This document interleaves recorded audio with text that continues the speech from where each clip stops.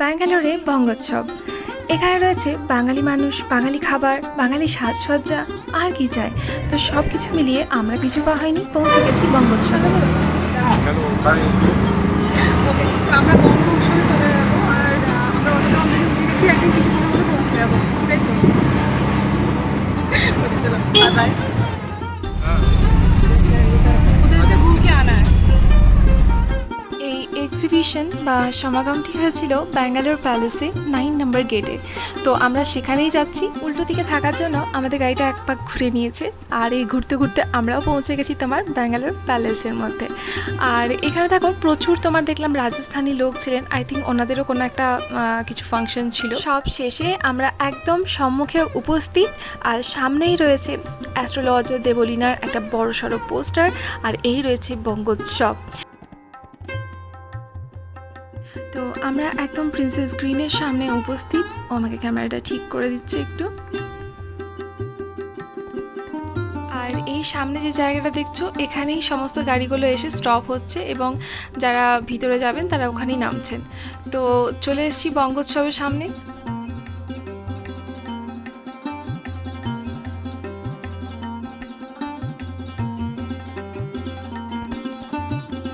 আমরা এখন ভিতরে ঢুকে গেছি, আর প্রথমেই যেটা দেখতে পাচ্ছি সেখানে টেবিল এবং তোমার চেয়ারের ব্যবস্থা। এখানে মানুষজন খাওয়া দাওয়া করছেন। আমরা অ্যাকচুয়ালি পৌঁছেছিলাম মোটামুটি দুপুর হয়ে গেছিলো, প্রায় 2টো। তো সেক্ষেত্রে এখানে তোমার আমরা দেখছিলাম সেই মুহূর্তে প্রচুর মানুষ তোমার বলতে গেলে দুপুরবেলায় বসে নিজেদের লাঞ্চ কমপ্লিট করছিলেন। হ্যাঁ, যাচ্ছে। কি অবস্থা, দুইজন বসে বসে একটু খাচ্ছে। আমরা ওদের জন্য ওয়েট করে করে বাইরে দাঁড়িয়েছিলাম। শ্যামদার অনন্যাদি, তোমরা এর আগেও ওনাদেরকে হয়তো ভিডিওতে দেখে থাকবে। আর এখানে আমরা একসাথেই তোমার বঙ্গোৎসব ঘুরতে যাবো বলে প্ল্যান করেছিলাম, তবে আমাদের যেহেতু লোকেশন দুজনের আলাদা আলাদা, সেজন্য আমরা ডিফারেন্ট টাইমে পৌঁছেছিলাম। বাট যাই হোক, একটা মিসআন্ডারস্ট্যান্ডিং ছিল, আমরা দাঁড়িয়েছিলাম অনেকক্ষণ। এখন আমরা খাবারের দিকে ঝাঁপিয়ে পড়েছি। ওদেরকে দেখে আমাদেরও খিদে পেয়ে গেছে প্রচণ্ড। তো আমার যে কোনো সময় খুব মন কাড়ে, কিন্তু যেহেতু আমরা আগের দিনই রাতেরবেলায় অনেকটাই খেয়েছিলাম বাড়িতে বানিয়ে, তাই আর এটা খাইনি। তবে ইয়েস, আমার মনে হচ্ছিলো এটা খুব ভালো হবে। আর নেক্সট আরও অনেক অনেক বাঙালি খাবারের দোকান। মানে আমরা এতদিন পর যখন ওখানে গেছি না, এত বাংলা খাবার, মানে এত বাঙালি খাবার বা এত বাঙালি জিনিস রয়েছে যে আমাদের না খুব ভালো লাগছিলো। আর এখানে রয়েছিল আম পোড়ার শরবত। এটা তো আমি ভেবেই নিয়েছিলাম যে একবার তো অবশ্যই ট্রাই করব। তবে এখানেই থেমে থাকলে হবে না, অনেক কিছু ছিল। যেমন তোমার ভাত, বিভিন্ন মাছ, মেনলি ইলিশ মাছ, খুব ভালো লাগছিল। আর তার সাথে সাথে তোমার মটন কষা। এদিকে তোমার অনেকেই কম্বো ট্রাই করছিল, লুচি আর মাটনের, যেখানে তোমার 3 পিস কি 4 পিস লুচি দিচ্ছিল আর মাটন ছিল। শুধু এখানেই নয়, আরও অনেক অনেক দোকান ছিল। তবে আমার সেই মুহূর্তে এত খিদে পেয়েছিল যে আমি আর দোকান দেখতে পাচ্ছিলাম না। আমি মনে হলো প্রথমে আগে খেয়ে নিই, কারণ খিদেটা আমার 4 গুণ বেড়ে গেছিলো এগুলো দেখার পরবর্তী সময়। তো পেট পুজো করার জন্য আমরা একটা দোকান থেকে তোমার নিয়ে নিয়েছিলাম পোলাও আর মাটনের কম্বো। এটা আমাদের মোটামুটি পড়েছিল তোমার ওই 299 মতো বা 300, ওই যাই হোক একই জিনিস। পোলাওটা দেখতেই পাচ্ছ অনেকটাই রয়েছে। আর তার সাথে সাথে এই যে মাটনটা, মানে দেখেই না দারুণ লাগছিল, বেশ মশলাদার, একদম স্পাইসিওয়ালা মনে হচ্ছিল। তো গ্রেভিও অনেকটা দিয়েছিল। আই থিঙ্ক এটা মাখিয়ে খাওয়ার মজা কিছু আলাদাই হবে। আমার তো মনে হচ্ছিলো ভাই আমাকে দিয়ে দে, আমি এখানেই খেয়ে নেবো, আর আমার লাগবে না কিছু। বাট হ্যাঁ, এর সাথে সাথে ওনারা দিয়েছিলেন স্যালাড আর একটা মিষ্টিও। এই সব কিছু দেখে না মনে হচ্ছিলো কতক্ষণে এটা আমার পেটে যাবে। দেখেই দারুণ লাগছিল।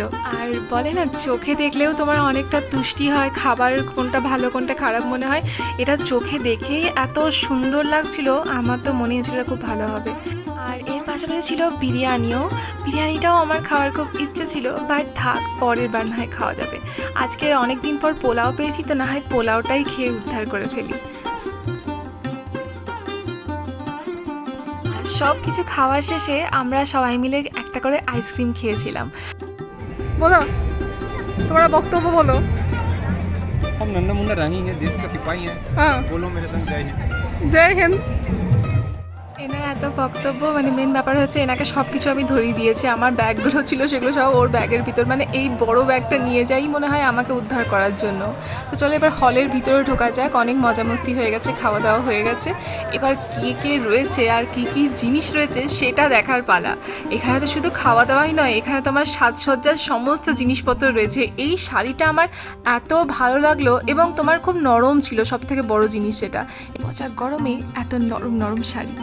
সাথে ছিল বিভিন্ন ডিজাইনার শাড়ি, সমস্ত হ্যান্ডওয়ার্কের মধ্যে, কিছু কিছু অর্গ্যানজা বেশ সফট সফট একদম তোমার। আর তার সাথে সাথে এই চুড়িদারটাও খুব সুন্দর লাগছিল।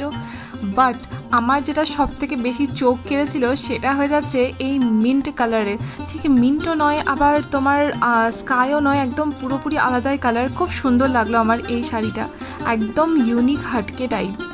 আর এখানে তার সাথে ছিল দই।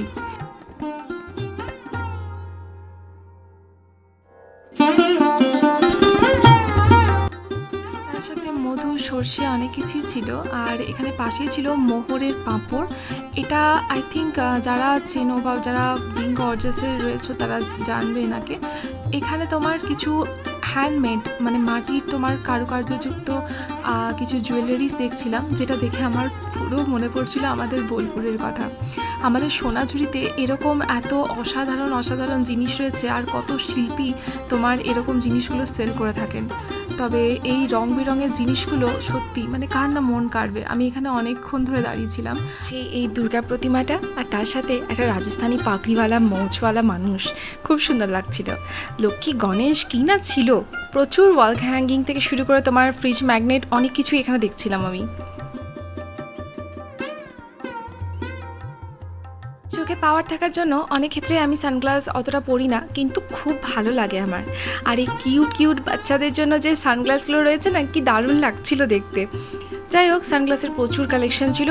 বাট আমরা একটা বাঙালি দোকান এখানে আবিষ্কার করে ফেলেছি, আর যেখানে আমরা মন ভরে বড়ি নিয়েছি। হ্যাঁ, মানে এটা দেখে আমাদের মন এখানে এটকে গেছে, আমরা এখানে এটকে পড়েছি। সানরাইজের মশলা থেকে শুরু করে তোমার বাংলা পত্রিকা, বিভিন্ন জিনিস আমাদের এখানে মন কেড়েছে, তাই আমরা দাঁড়িয়ে রয়েছি। ছাতু নিচ্ছ নাকি? এনার মতো বৃন্দাবনে ইনি খুঁজছিলেন ছাতু, আর বসে বসে একটা না দুটো না 4টে ছাতুর প্যাকেট নিয়েছে। কি যে করবে আমি নিজেও বুঝতে পারছি না। আর রয়েছে এখানে বড়ি। আর অন্যতম বাঙালি দোকানের পথদর্শক শ্যামদা, তার বন্ধু, সেও এখন খুঁজে বেড়াচ্ছে। কত কি যে সেও নিয়েছে আমিও জানি না। আর এখন দেখতে পাচ্ছি আর একটা ছাতুর প্যাকেট সে ভরে নিয়েছে। এদিকে চায়ের প্যাকেট নিয়েছে, আর কি কি নিয়েছে আমি জানি না। তবে এই যে ঝোলাটা দেখছো, এটা কিন্তু এই দিদির দোকানই দেওয়া হচ্ছিল। তো এবার এই থলেতে করেই আমরা জিনিসপত্র নিয়ে বাড়ি ফিরবো। আমরা এখন আর এগিয়ে যাচ্ছি না, একটু তেষ্টা পেয়ে গেছে তাই বাইরে চলে এসেছি, একটা মকটেল ট্রাই করছি। আর এটা তোমার আমি নিয়েছিলাম মনে হয় কালাখাট্টা।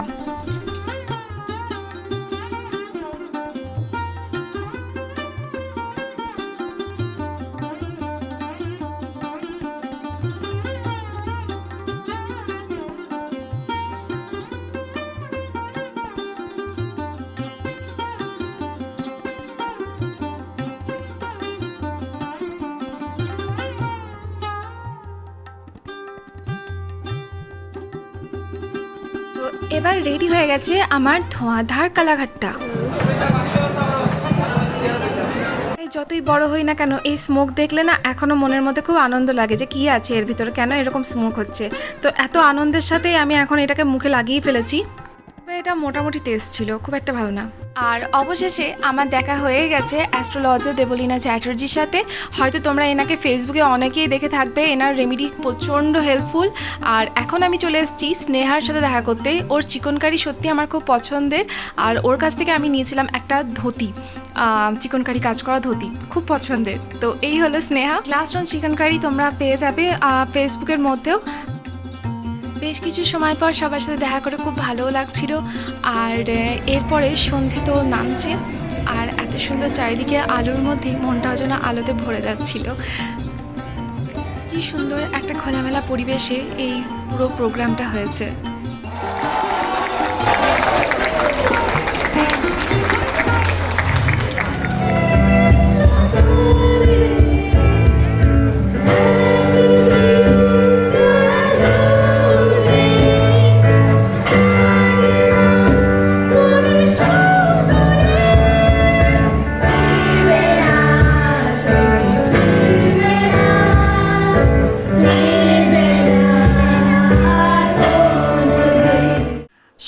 প্রায় প্রায় সমাপ্তি। আর আমরাও 4 জনের 4 কাপ চা নিয়ে নিয়েছি আর নিয়ে নিয়েছি ফিশ ফ্রাই।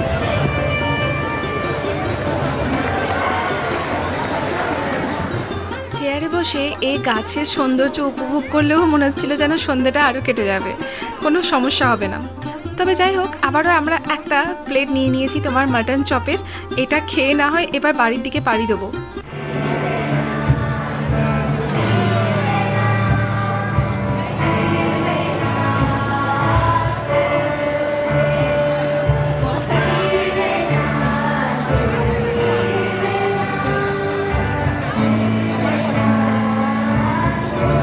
আজকের ভিডিওটা আমি এখানেই শেষ করছি। আমরা এখন বাড়ির দিকে রওনা দিয়ে দিয়েছি, ক্যাব চলে এসেছে। এখন আমরা সকলে মিলে গল্প করতে করতে চলে যাবো স্টেশনের দিকে। তো চলো, আজকের ভিডিওটা এতটাই। নেক্সট ভিডিওতে আবারও দেখা হবে। Tata, bye bye.